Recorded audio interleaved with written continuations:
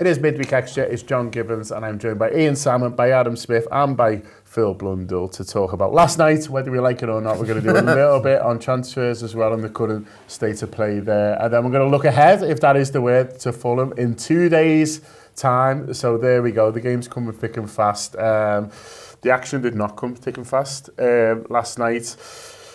Phil, what did you make of it? Wasn't very exciting, was it? It was not. I think that's the best way of... It wasn't a Christmas cracker. It was not a Christmas cracker. Plenty of it was thick. It was, yeah. It fucking wasn't fast. It was uninteresting, I would say.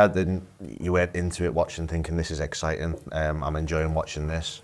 The only positive I've got for it is that there weren't teams walking through us, and it was much better than Brentford away, than Crystal Palace away, than Nottingham Forest at home, and PSV. There was a point in the first half where Leeds passed through our midfield like that. Yeah. Only time it happened all night. Yeah. There was still one too many. Yeah. We're just not fun in any way, shape or form, and I think it tells you a lot about the position we're in, that it's half by intention, that it was a real element of back to basics and try and limit them and stop the massive glaring deficiencies that we've had over there was a 2-month period where Liverpool were getting walked through and Leeds would have probably just turned up and won that game of football, and we'd have gone, Christ, we're really bad here. That's not that we were good last night. It was very boring. I was very bored. I don't want to watch that type of football. Is this just what turning it round sort of looks like? And that you're going to have to accept that you can't have a plan for everything, and Liverpool's style they've adjusted to is maybe that the deficiency we have is creating chances against low block sides for fear of being done in transition. I don't know. It is a lot by intention and it is not fun, but I think we're going to have to grin and bear it in certain games for a while, because I think there's a stat where we've played, was it Wolves, Forest, Sunderland and Leeds, where we've created 4 big chances or something? Yeah. Not great, that is it? Not great at all. You'd expect more at home, though you're adding when you're the home side against the team who are still newly promoted. And you're watching it thinking, well, they'll get going sooner than they didn't. Really, in fact, they probably went less. Yeah. It's funny, I always try to be as positive as possible, because I think it's quite boring to just say they were shite, they're all shite, sack the manager, etc., etc. Be a short show. I think, yeah, well, exactly. But I know that's what a lot of people want, but I just don't see the point in it, really. And so I think when I'm looking at it with me more positive mindset, if you like, I think Phil's made the list there of the teams that beat us by 3+ goals. And when that was happening, everyone was saying, we've got to sort out the defence, we've got to be better defensively, we've got to... And also recently, set pieces have been an absolute Achilles heel. We've got to be better at set pieces. We just keep conceding every time a team gets a set piece. We looked much stronger. There was the point where they cut through our midfield, but generally we looked much, much better defensively, and they never really looked like they were going to do anything from a set piece against us. And everybody, bearing in mind, everybody building up to the game was terrified about Leeds with set pieces. You know, nobody was at all overly concerned during the match. Well, no, that's not true. I think everybody was concerned during the match, but nothing happened. So I think you've got to kind of look at it from that point of view. And I think exactly as Phil touched on, this is what turning things round looks like, because people wanted the manager sacked. That's how bad we were. People were saying we cannot carry on like this. The manager's got to go. This can't be the way that we play, etc., etc. So I think we have to say, little by little, things have got. We haven't. What's that now? Five on the bounce, undefeated, is it? Something like that. So it's probably more. I think it's actually more than that. Yeah, because we've won 4 in a row, but we've drawn before. Right, then. exactly. Yeah. So Sunderland Leeds, Inter, then I think. Yeah. So it's better. It's not of course we should be winning, but I also think that we are still in the mindset of a team that was getting towards 100 points, of a team that was winning the title. We're not winning the title. I know none of us want to accept that, and it's really shit to be talking about, but we're not a title winning team, we're not a title threatening team. So we're going to have games where you draw against the likes of Leeds. It's just going to happen. And we can all be pissed off about it. It's what 70 to 75 point teams look like, isn't it? Exactly. And there's a reason they dropped 40 points over the course of the season. Precisely. And that's where we're looking. And we don't want it to be this. We want it to be better. But it isn't. Right now, it isn't. But the only way you get it better is by stopping losing by 3 goals every week, stopping losing every single time you take to the pitch, which is what we did for like 8 games in a row or whatever it was. So it's not good enough. It's not. But we have to take baby steps towards getting to the point where we want to be good enough, and this was kind of one of them, I think. I guess it's whether we're taking the steps quickly enough for what people want, and I think my fear as well is that I don't know whether Liverpool have improved or we've just had a run of fixtures against teams who aren't great, and we're going to come on to talk about the games that we've got coming up, but I think that'll be the big test, really, because I think some of the things have happened that Phil was talking about. I think, they've obviously tried to be tougher to beat and tried to go back to basics a little bit, but how much of that has worked, or how much of that has been, the positive are there more positive results a sign that that's working, or is it just because, the teams we played and we've maybe had a little bit of luck because they could have drawn some of those games, or not had the bad luck that we maybe had earlier? I think time will tell on that. I'd like to think it's baby steps, and I completely take Adam's point that you don't just click your fingers and get back exactly where you want to be. But I think we'll only know really in March whether this was a tough period that we had to get through, rather than just a nice run of fixtures that we managed to cobble some wins together in. We will, but at the same time, I think the baby steps should have been 3 weeks ago. So I think we took the baby steps. We should have been building on the baby steps. And, I'll caveat it with the fact I've been watching that game now for 50 years. Oh, yeah. We've done that game a million times under every manager we've had in my lifetime. We've played that game. We've had nights where we would go up against a low block team, even though they weren't called low blocks at the time. It's just people putting 10 men down the ball. Park the bus. Yeah, literally, whatever the terminology is, that game has existed as long as football has existed. With 10 men sat behind the ball, go, come on, then we're down with the points. We've got a point already. Come and take it back off us. And that's what Leeds came to do last night. And you knew they came to do that because they put Calvert-Lewin on the bench. And they were going to use him from the 70th minute as break glass, see what we can get on the 70th minute job. And the way they celebrated at full time. And the way they celebrated, and the fans had a great night. I mean, if I watched that match, well, I did watch that match. I was there. I was very cold. It took me 35 minutes to stand outside to get in to watch that. So when people talk about the atmosphere being a bit lacking, oh yeah, no shit. Do you want to know how cold Liverpool was last night? But I watched us toil against teams like that for decades, literally decades. I've watched this under Kenny, I've watched this under Paisley, toil against teams like that and have those nights where you could play all night and you would not score, and you could see that coming from a mile off. You could see it coming from about 10 minutes into the second half. There was no way we were ever going to score. But at the same time, and I'm not saying that we need to be that 100-point team again like that, because we can't become that again immediately. We need to bed in new players. At the same time, I think nights like that don't help the manager's cause at the moment, because we literally went backwards last night. We went backwards during the space of 90 minutes to what we had been about 6 weeks ago. The first half, I don't think we were too bad. As me and the lads who sit a couple of seats down from me were talking at half time, and we're both kind of glass full when we look at this. We could see what was working well. Bradley and Frimpong were working well together. They were interchanging, they were getting back and forward, and basically we had 2 right backs who were both willing to attack, and they could interchange, and they could alter who was going forward and who was staying, and that was working well. Frimpong was getting to the line and he was getting balls back in. It's like, so we stopped doing that at half time.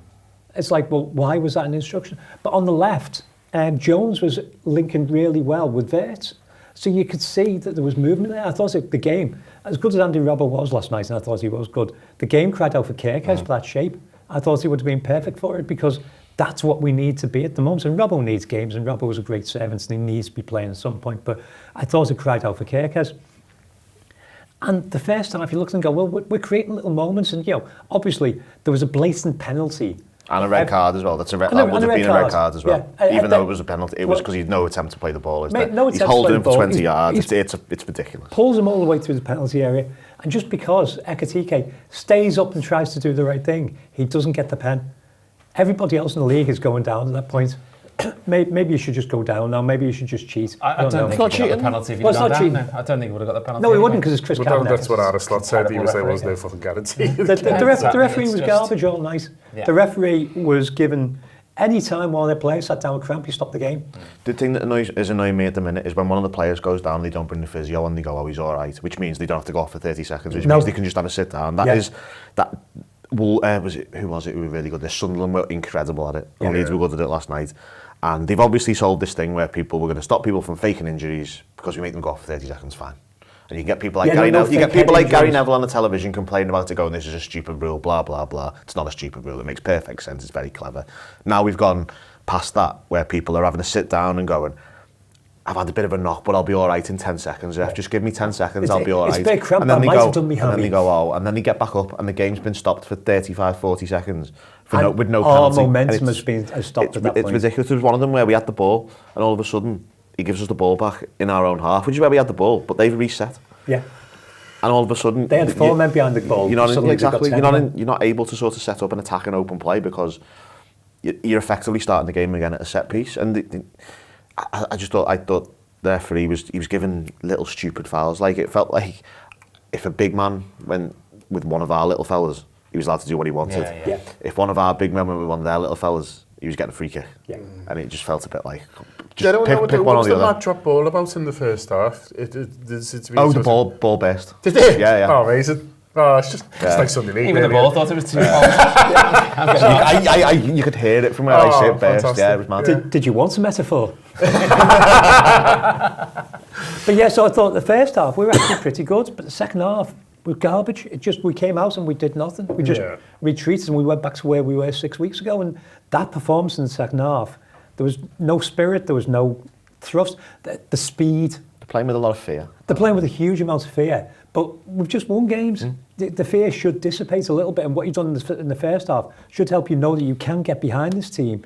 And they should be fearing you. They're at Anfield, they should be fearing you. They're only Leeds, they're what, 17th in the league? I think the thing about the fear is sort of, we know one of the biggest problems was we conceded the first goal and everything was going completely wrong. Well, in this run, we haven't actually conceded the first goal, which you can look at as both a positive and not necessarily a negative, but in terms of what if we concede the first goal, does it go back to that? Yes. Do they all sort of go back? And I think I almost feel like that's in their head.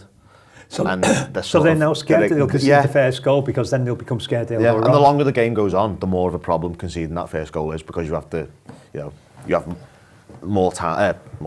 less time to get back into the game, and that it just feels like there's a lot of, I think a lot of the problems this season have been psychological, and I think they are still psychological, and they are consumed by a lot of, well, what if this bad thing happens? And I'd like to not do the bad thing. Thankfully hasn't happened for quite a while in terms of us go 1-0 down, struggle to turn it around. But if we go 1-0 down there, we would not have got a point out of that game, because you saw what happened, and it would have been even more ridiculous when Leeds didn't have any motivation to actually do anything going forward. So it felt a bit like, it feels a lot like that, and a lot of it sort of makes sense to me. I don't particularly like it, but I can sort of understand quite a lot of what's going on at the minute. We're lacking courage and we're lacking speed, and we're doing, as somebody said in the pink, the horseshoe thing around the back, and we're not getting balls out to the side, we're not getting balls vertical. We don't make the pitch very wide either. We're not creating anything, we're not creating space for ourselves. And then when we are making the pitch wide, when we're getting frimpong to the touchline, Ekatiki's dropped deep for a ball that isn't going to cut. Yeah. So it's our shapes. I don't know what our identity is. No. This week's identity. I don't know. I think there's ways I feel a bit sorry for the manager, Adam. I'm watching the game and thinking Vert isn't fit. You can tell he's not fit. Then after the game, he says he had a bit of a hamstring thing. He's not trained, but he's got to play him because he's got no other forwards. Yeah.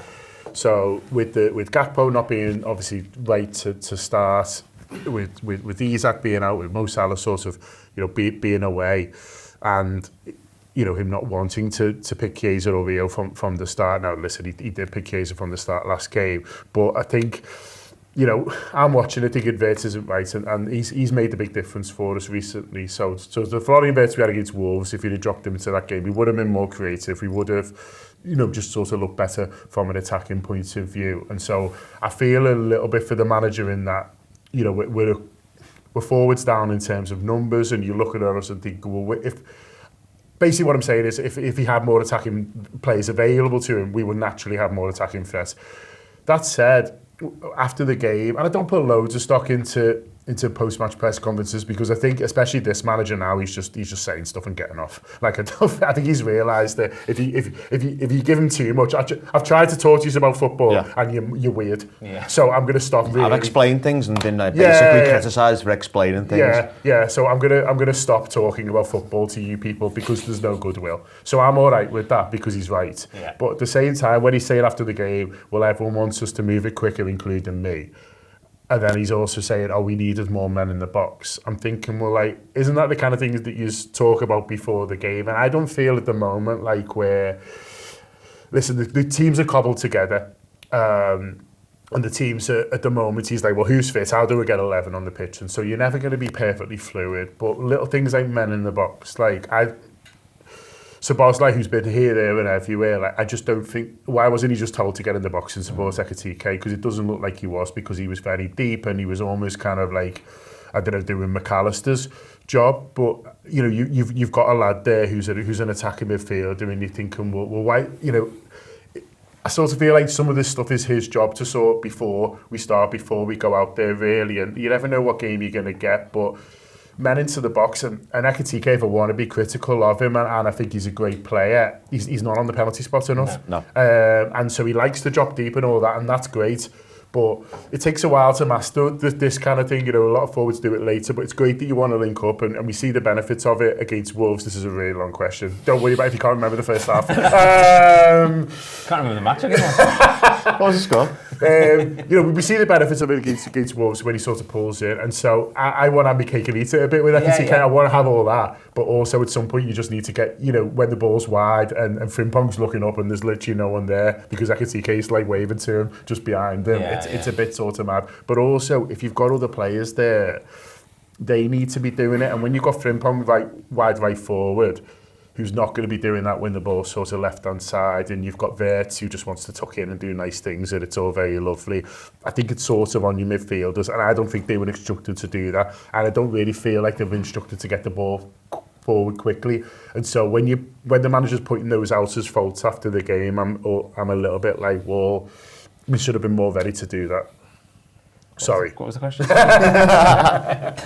Some of it's not the manager's fault, some of it is. And I think that's just sort of true. But I think that, like, the thing that Ian said before is just so true, is that we've all watched this game so many times, and it's really, I think there are a lot of people, a lot of Liverpool supporters. I think you guys will know better than me, but I think largely online rather than at the ground. But there are a lot of Liverpool supporters that just don't like the manager anymore. That basically, when we went through that run, well, like, I'm done with this fella, he should be sacked, and nothing he will do ever again will make it. You know, we could win the European Cup and people will be going like, well, he fluked that, didn't he? Do you know what I mean? Like, I think that there's so yes, he is absolutely deserving of criticism. But so is every manager we've ever had. I cannot tell you the number of times under Jurgen Klopp, when we were playing a low block team, I was saying, low block teams hate it when you move the ball quickly. What you're doing right now is exactly what low block teams want you to do. They want you to pass it around and everybody be really slow and dull. We did it under Klopp, we did it under Rodgers, name a manager and we've done that. So it's such a weird thing that you're absolutely right, the manager deserves more criticism, but every manager ever has done the same thing. So there must be a reason why it happens, almost as if they're surprised that the team is sitting so deep or something. I don't know. I don't know what it is that makes the players just be in a position where they end up just passing and very little movement. But I think, as you quite correctly point out, the big problem we've got is that Ekatike loves to drop deep and loves to get involved and loves to bit. But you're the sole striker, mate. You're literally the only striker we've got on the pitch. Like, nobody else is. Frimpong it's not like Firmino when he dropped deep and then Mane and people coming in. Yeah, exactly. It's basically with a wing back and a 10 on the left side. It's not. It doesn't. So it doesn't work. But you can see why the idea for him and Isak to play together might have worked, because he's dropping deep and Isak's up there, and you go, great. But he's not going to get in each other's way. Exactly. Well, Isak with Ekatike and Wirtz, often you can see how it all works. You can see how that works perfectly. But we're not, obviously we're in a position where the options that we've got are limited, because Isak was absolutely banjoed by Van der Ven, which the thing that Dale Johnson does, I was reading that on the BBC, he said, the VAR panel have said that shouldn't be looked at. It's insane that a defender is allowed to jump in completely out of control. Scissor a lad. It's mental. Same with a hammer. See how far you can get. What is the bar there? If they score, it's fine. It's just mental that, and and we've seen it with the Ekati. Like if the VAR panel had said, yeah, you're right, that should have been a penalty. The fact he's got the shot, should have been a red card. The fact he's got the shot off's irrelevant. Maybe we get a penalty when Ekatike is manhandled and thrown to the floor, but it doesn't matter because he got a shot off. Like it's just so the manager is in a position where he's got very few options. It's clear, I think, that the players aren't doing what he's asked them to do because Jones was really deep in the first half. And I think Jones has been probably alongside Szoboszlai our best player of the last few weeks. But Jones was, so he was pushed up in the second half. You could see it like the manager had gone, I don't want you that deep, push up. And so he was really pushed up in the second half. But then the manager obviously, the other thing that the manager's got to think about in all this is that we've got a game again in half an hour. He's clearly thinking that with Wirtz. He's thinking that he's got to get him off because we've got a game again really soon. It's the madness of the festive thing, which I was like, oh, they're doing quite well actually. We've not got loads of games on Boxing Day. We've not got a game on New Year's Eve. We've got a game January. Exactly. We've got a game in 3 days' time for no reason. No reason for this at all. About 9% of the season played between the 1st and the 8th of January. Yeah, it's insane how they do it. But so the manager's got to be looking, going, well, I can't keep playing Wirtz because he's not fit and I need him again for Fulham.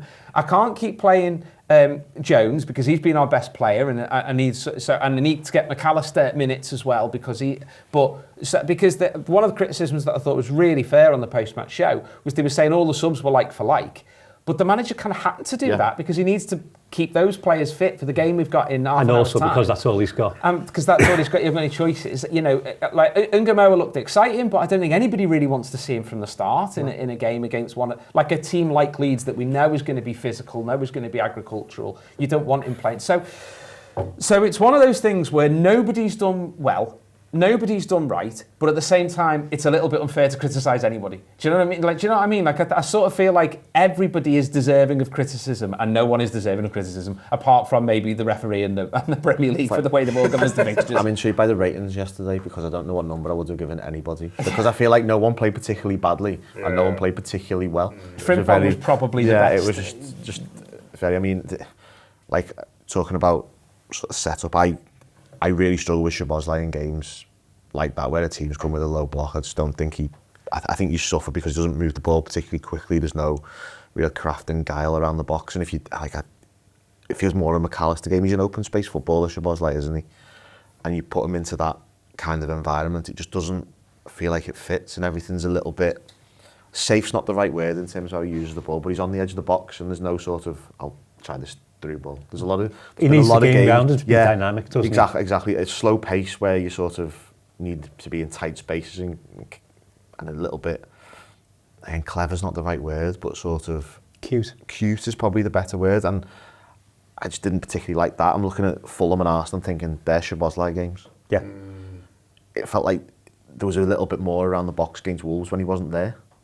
For example, I sort of think that there's probably like 7 or 8, 9 games a season where you should just be looking at them and going, okay, this isn't your game. And last night was definitely one of them. Because I thought he was poor. And it sounds like, I realised that, I said this at half time, I didn't particularly, I thought he was quite a hard watch first half. There's people going, oh, you can't say that about Szoboszlai because he has played well this season. It's like, but that's it. It's a big shout for the manager to leave him out, especially when he's been suspended. Especially when his other choice is McAllister, who isn't playing well. He's also a man who, to use the Partridge quote, who's got a foot like a traction engine, really doesn't like having a shot when there seems like... Why did he take that free kick?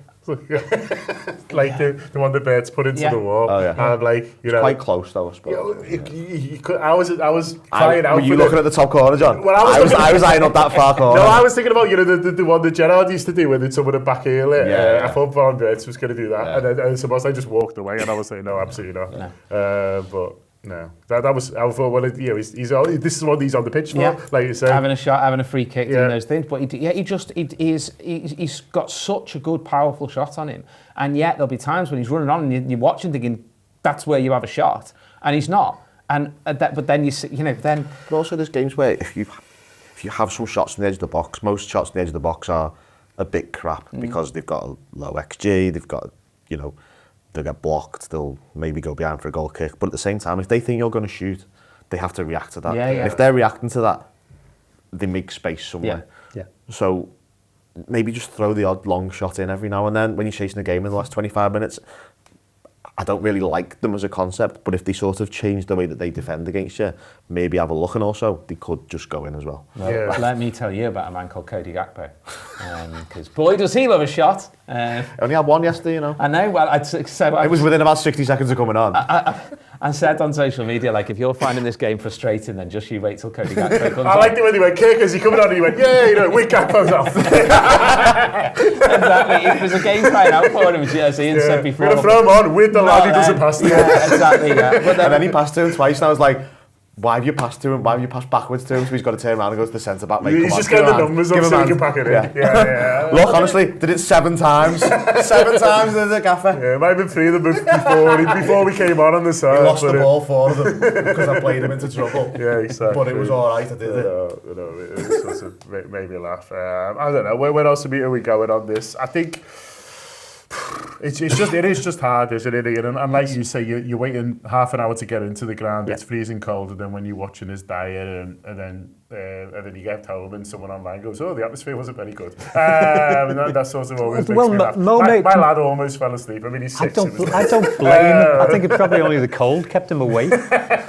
Mo made a good point on Blue Sky this morning. You know, if you watched at home with a pint, you were the lucky one, because if you could just move to the kitchen and get alcohol, then that sorted your sound. The rest of us, no. Somebody, I need a camera to look right down to annoy you. Somebody, can I have that one there? Somebody at Liverpool needs to realise what you're doing with the queues outside Anfield is not working. It does not work. It's a bad customer experience. We're paying, if you're in the main stand, you're paying £900 a year to go and stand in the cold for 35 minutes to try and get to a turnstile in the hope that you'll be in time for kickoff. That's ridiculous. There's no other customer experience on earth where you treat your customer like that.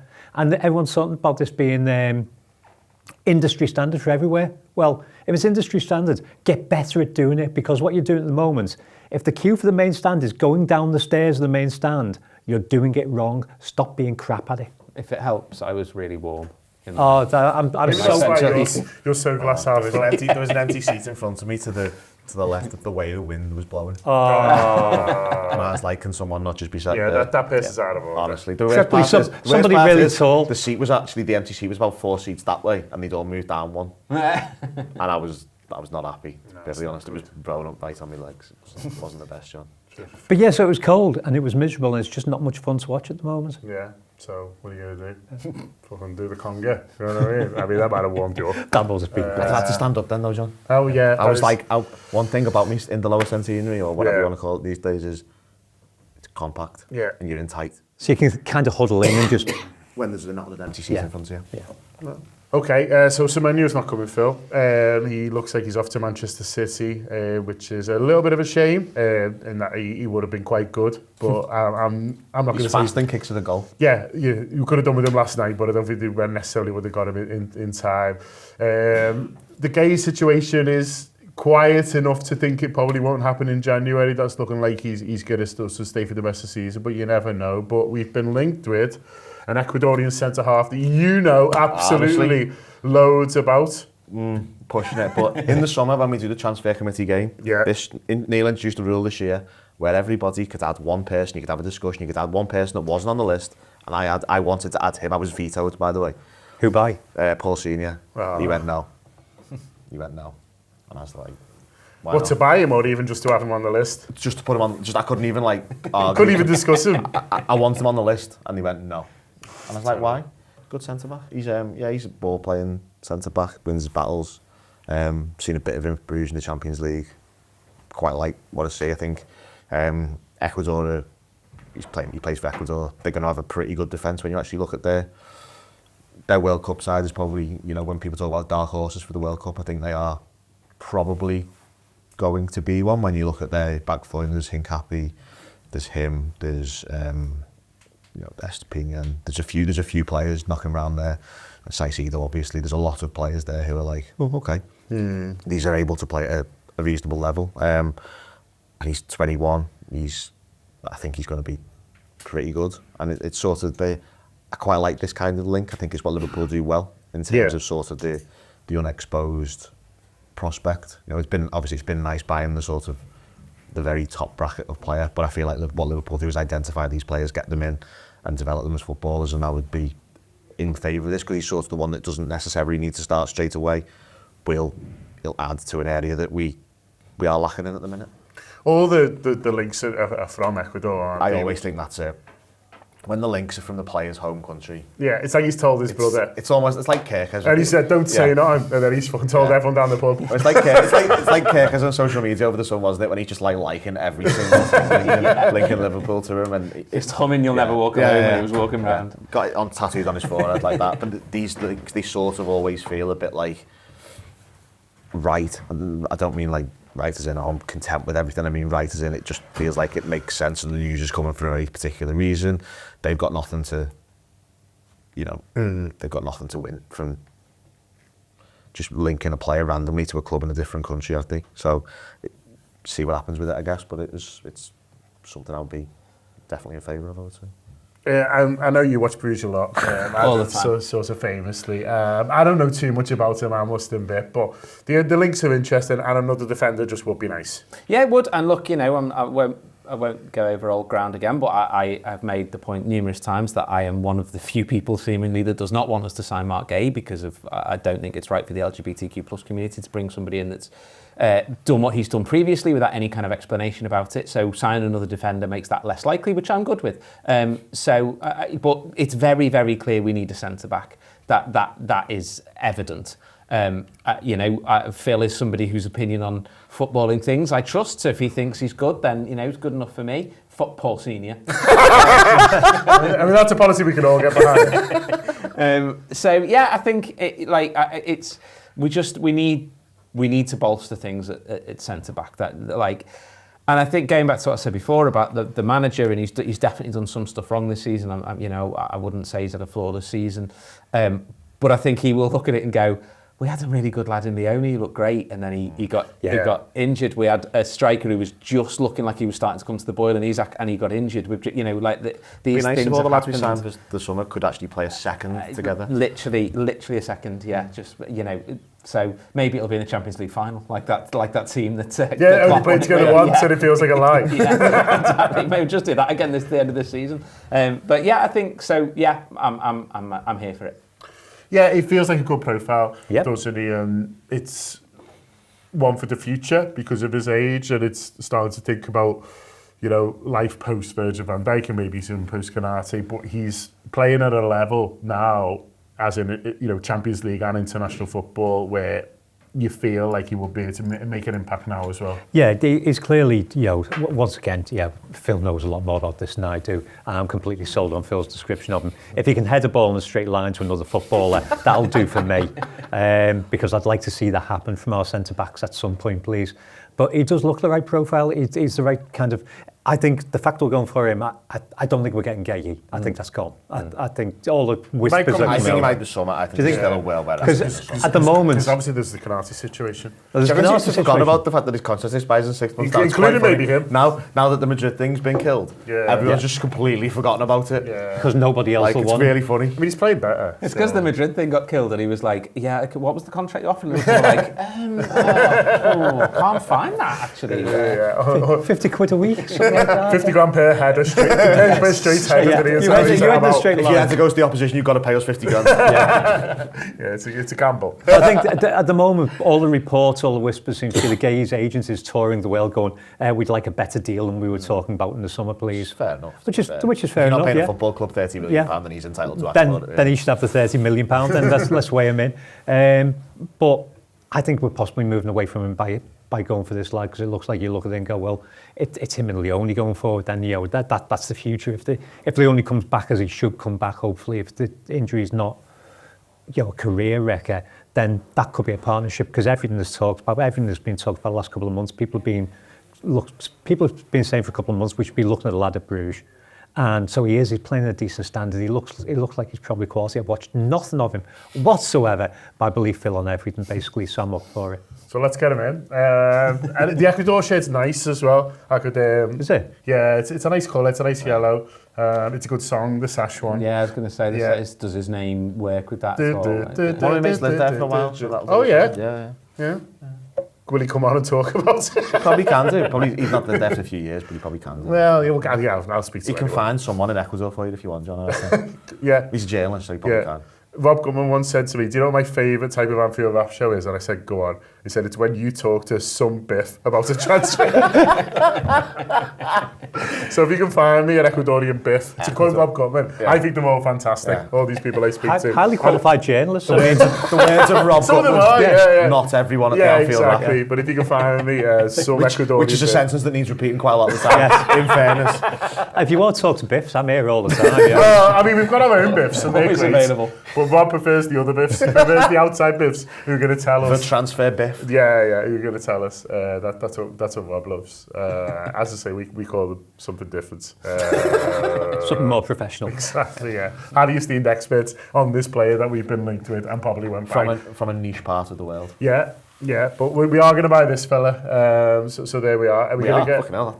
I feel like you're committed to something on behalf of the club here, John. Breaking news. Fuck it. I'm doing it. He's coming in. He's on his way. Where's that phone? We can get on Flight Radar and see if there's any suspect Bruges private jets or Ecuadorian something. flights. Are they playing at the moment or are they on a winter break? Oh no, Belgium get back playing about last week, I think. So they're. I think they're Okay. playing, Yeah. Not that it probably doesn't make that much difference, but I'm just talking out loud. Yeah. That's what podcasts are. He's in Belgium anyway. He's not like. Yeah, he's not gone to got South an holiday America for or a like little, supposed to come back. little chill. New Year's Eve in Quito or something like that.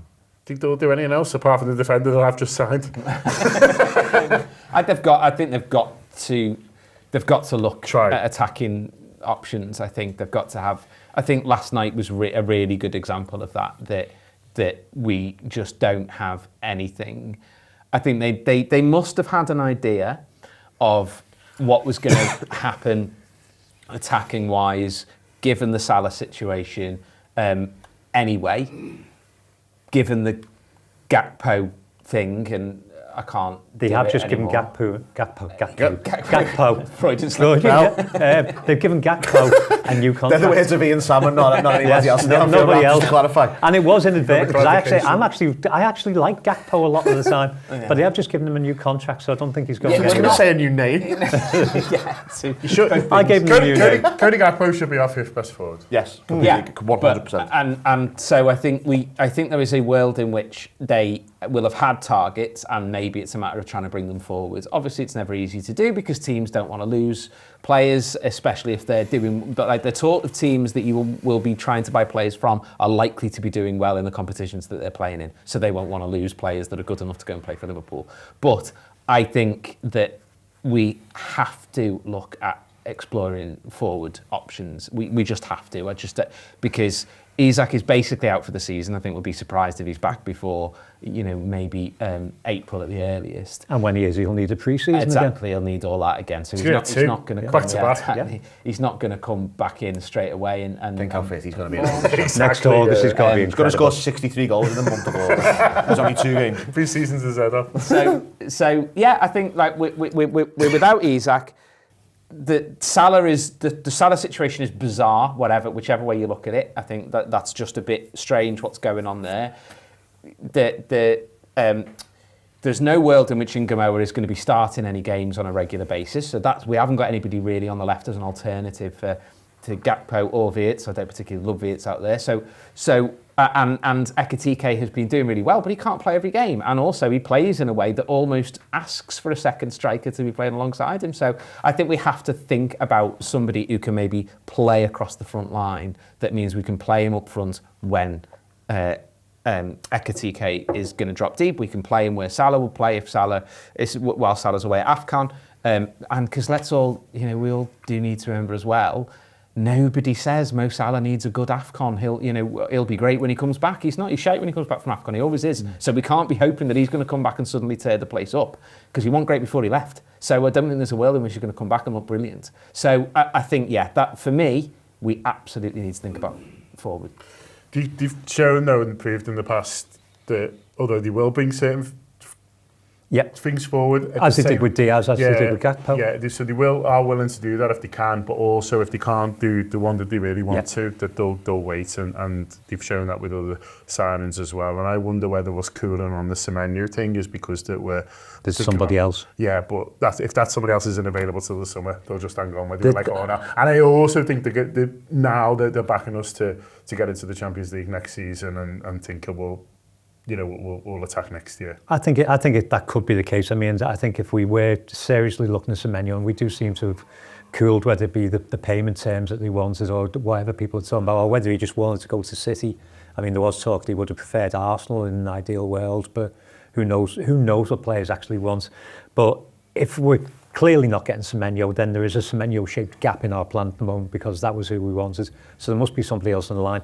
I would love the constant Bradley Barcola rumour to come true, but I don't see any world where that actually happens because I think he's a fantastic footballer. I think he'd be brilliant to watch.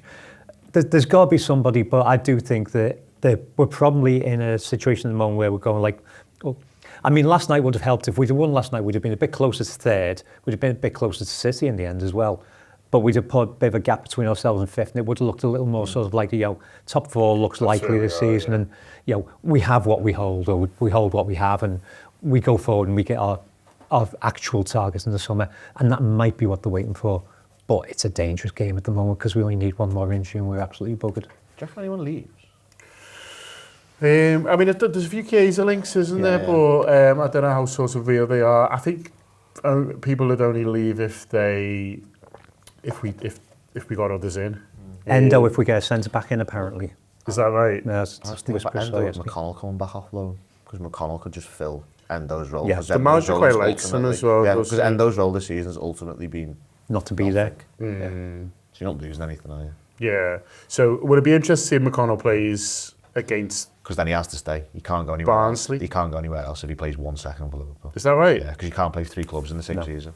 It's the same thing. This is the Elliott issue. Same thing with Elliott, because he's obviously played for Ajax. Yeah. So if he plays for Liverpool, he can't then leave. And the reason that the Elliott thing, where he's either got to choose a Villa or Liverpool, we can't send him somewhere else. Yeah. So I wonder. I think he might then play him against Barnsley. And keep him. Yeah, because then he'll probably have to play. There's also an area we're a bit light on as well, really, isn't it? If we're getting perfectly honest. I think the number would just as a body help. Yeah, literally as a body, he's willing to play, and as you said, he likes him. So he'd have been on the if he decided he'd be on the bench last night, wouldn't he? Well, if Elliott was on the bench last night, Elliott would be very usable. I'm all for bringing Elliott back and making use of him for the rest of the season because the lad's career's completely stalled now. I think that'll happen. I think they're just.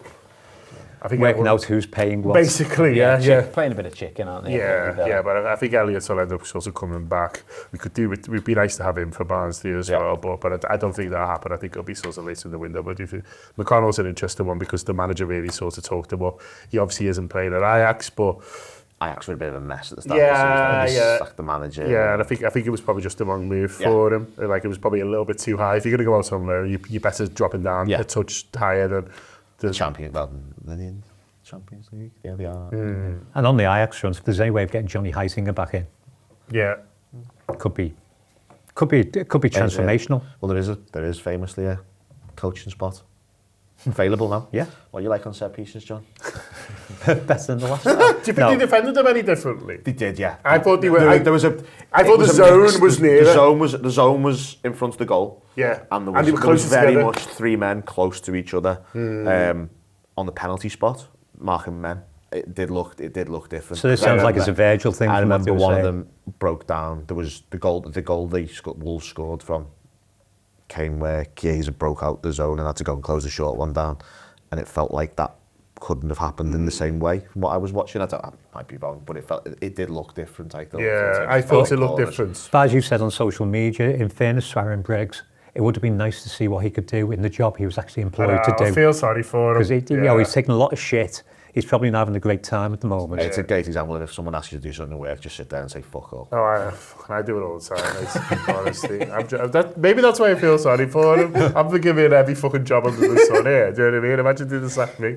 Imagine how tough that would have been. I could be sitting there now, nobody wants that. So Fulham, and then very quickly Arsenal. But let's just talk about Fulham. the manager hasn't got loads of options. Gakpo didn't look to me like he was screaming out for a start, so I think he'd be on the bench again. That you'd hope will be a little bit sharper, but there's no guarantee because there's no time. But he could at least sort of rest it, and he will pick him again.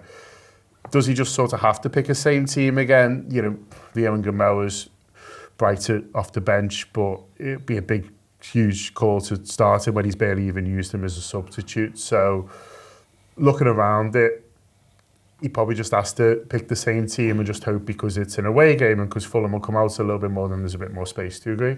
Yeah, I think that's pretty much right. It's not like you're looking at the bench last night and going, oh, I think we'd have been stronger if X. I do think that the Robertson for Kirkez switch is the obvious one, because especially if he does not start Gakpo, because then he's got that whole left-hand side to run down. Yeah. So I'd do that change, I think. But otherwise, I don't know really that there's a whole host of options. So I think we'll probably, other than that, I think we'll probably go pretty unchanged. You could bring McAllister back in. I think you have to do McAllister for one of the right backs. And then Szoboszlai, why right there. I just think that,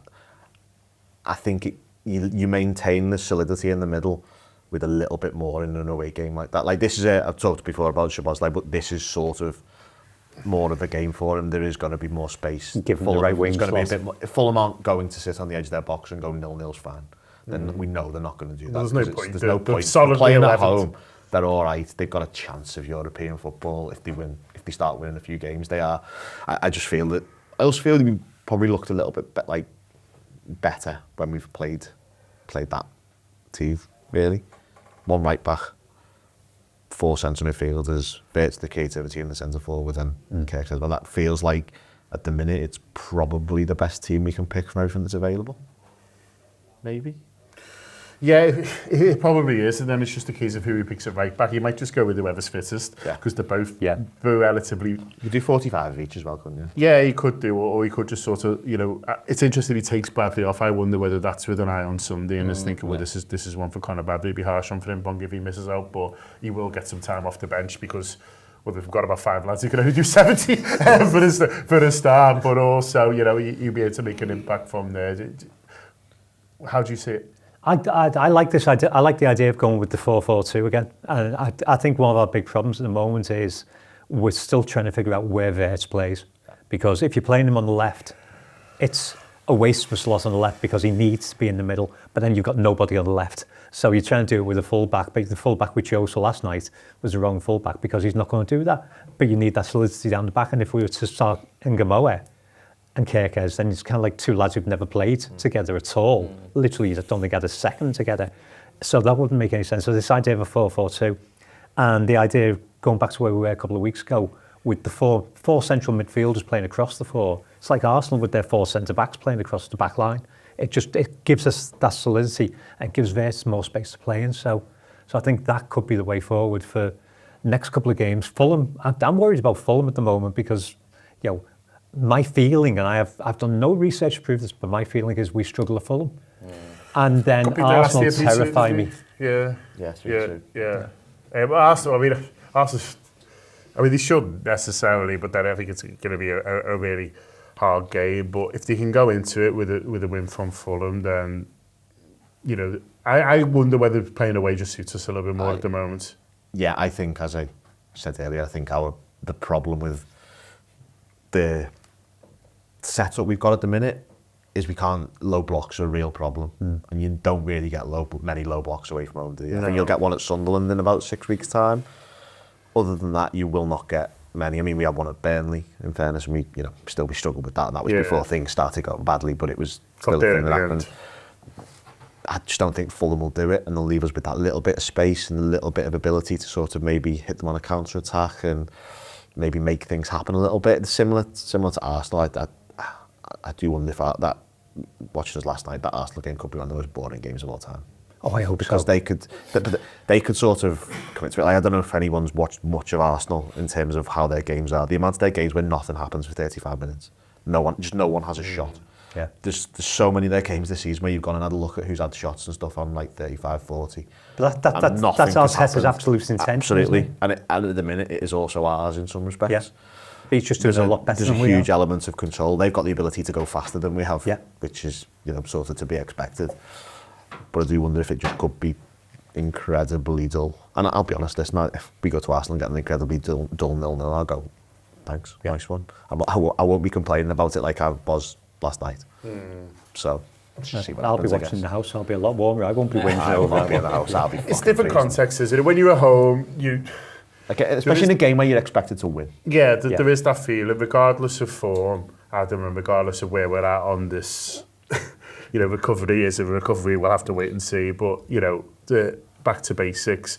You still want to be creating more against Leeds. You still want to be doing better. The expectation is a little bit off. The crowd was getting a bit edgy at one point. I think Chiesa taking a throw and he turned round and was sort of remonstrating. You won't get that. Yeah. And so it will be a sort of a little bit different, really, and with a bit more space with the pressure off in inverted commas. I don't think it's necessarily unreasonable pressure to beat Leeds at home, but I guess what I'm saying is it could help them a little bit, even though on paper it looks like a tougher run. Yeah, and I think, as always with these things, I totally understand why people were disappointed last night. I'm not saying nobody should be or anything like that. I get it, I do. But whether that looks like an okay point kind of depends on what comes next. Like if we win the next two games, I think it's hard to say it's an okay point. No, I think it's hard to say. of course it is. But But what I mean is, if you get 7 out of those 3 games, that's sorry, If we get 7 out of yeah, those 3, 7 we out should of have those got 3 9. games, then you go, yeah, that's great. That's exactly what I mean. Yeah, yes, if we end up winning the next 2 games, of course you're frustrated that we didn't beat Leeds at home. But Leeds came to frustrate. They did what they did. They didn't have any desire to do anything other than what they did, and they did it, and we struggled to break them down, and fine. If you win against Fulham and you win against Arsenal, which I don't think is necessarily going to happen, but if you do, then all of a sudden you go, well, 7 from 9 is not bad, given where we've been this season, given how we've lost all those games, lost 7 on the bounce, 8 on the bounce, whatever. Be 10 unbeaten. So well. Yeah, it's at 10 unbeaten. All of those things, it suddenly looks better. But I like if you said to me right now, you can choose what happens in the game, I would love it if we could win from behind. I'd like us to concede the first goal and win, because I think that is the big obstacle mentality-wise that these players need to overcome. That they've got the ability to come back from a goal down against the team away from home at Anfield, both all of those things. So that I would love that. I'd love to see us respond and the players go, no, we're okay. We're not where we were 6 weeks ago, whatever. But it's not going to be an easy game. Marco Silva knows how to frustrate, knows how to do things that annoy you, and obviously Arsenal's its own incredibly irritating set-piece kettle of fish. But for this, there is less pressure from the crowd for us to go out and perform, and also the team that we're going to play will set up in a way that will help us a little bit, I think. I think the crowd shout is massive because we're not helping them at the moment.